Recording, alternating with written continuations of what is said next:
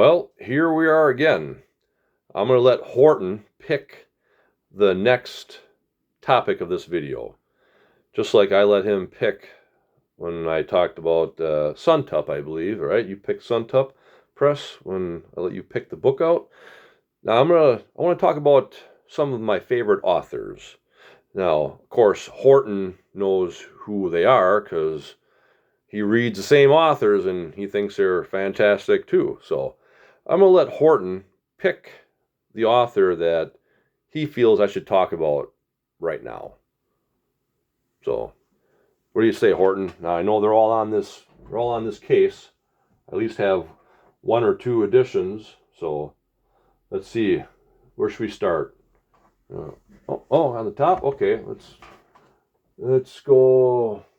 Oh, you picked right away. Oh, well, that whole shelf is Bradbury. So we're going to talk about Ray Bradbury, huh? Okay. Yeah, it might be what? Is there a three-hour time limit for YouTube videos? I hope not. We won't make it that long, right? Okay, so let's talk about Ray Bradbury.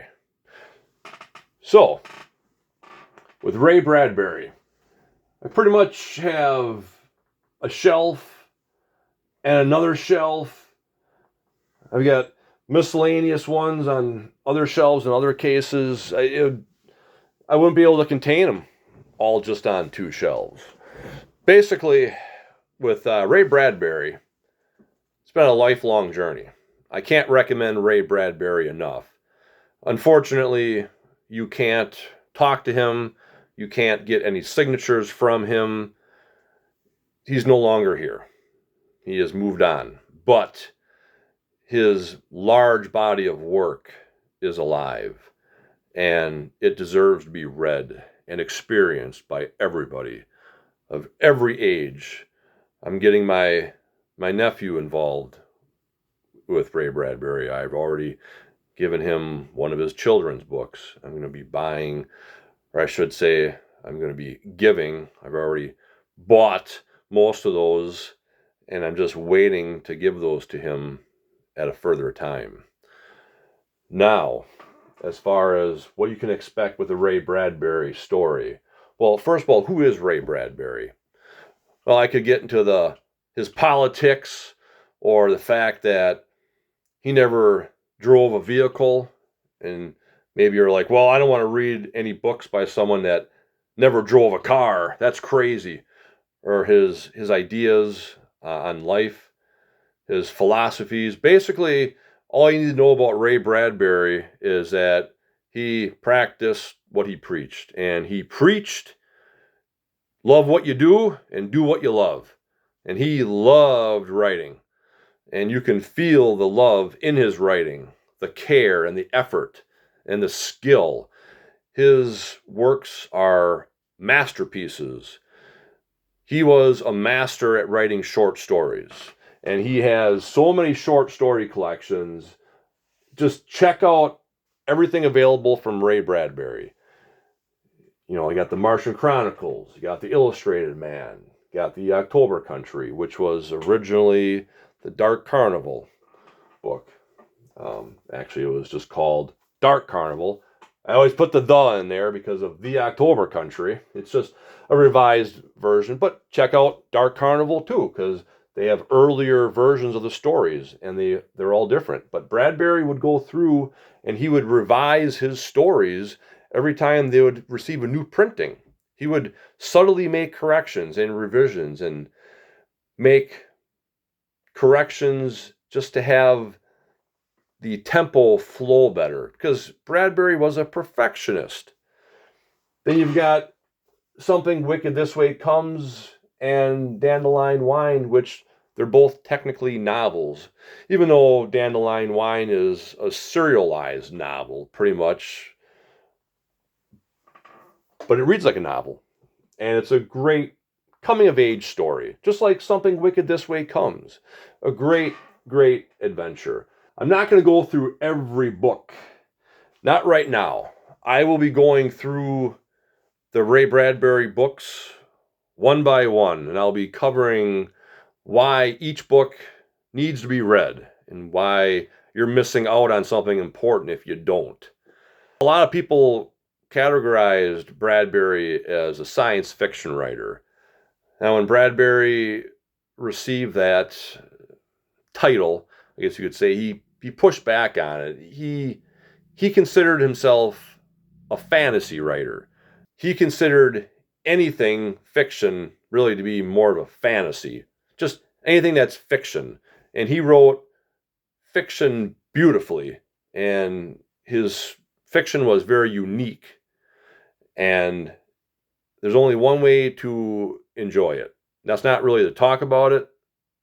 I'll talk about it to try to convince you to read him, but you've got to read him really to understand his style of writing, the way he describes just a landscape or a scene. He will paint this scene in your head, the details that he gives you, the choices of the words, the rhythm, the tempo of his writing.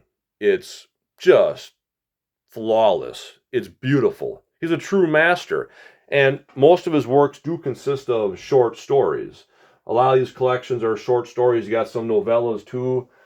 You know, later on in life, when he was near the end, he was releasing all these novellas. You got Somewhere a Band is Playing and other collections of previously unreleased stories or longer novellas or teleplays. They're just awesome, awesome additions that make you appreciate what he was capable of writing. So, what else did Bradbury write? He wrote short stories, he wrote novels, he wrote novellas, he did many collections of poetry. This is a nice collection of poetry. I always get the title wrong whenever I say that. When Elephants Last in the Dooryard Bloomed. Very, very nice collection of poetry. He wrote children's books. He's got a whole bunch. When an author is very, very good, they can write a story that will work for children and adults. It's interesting for both.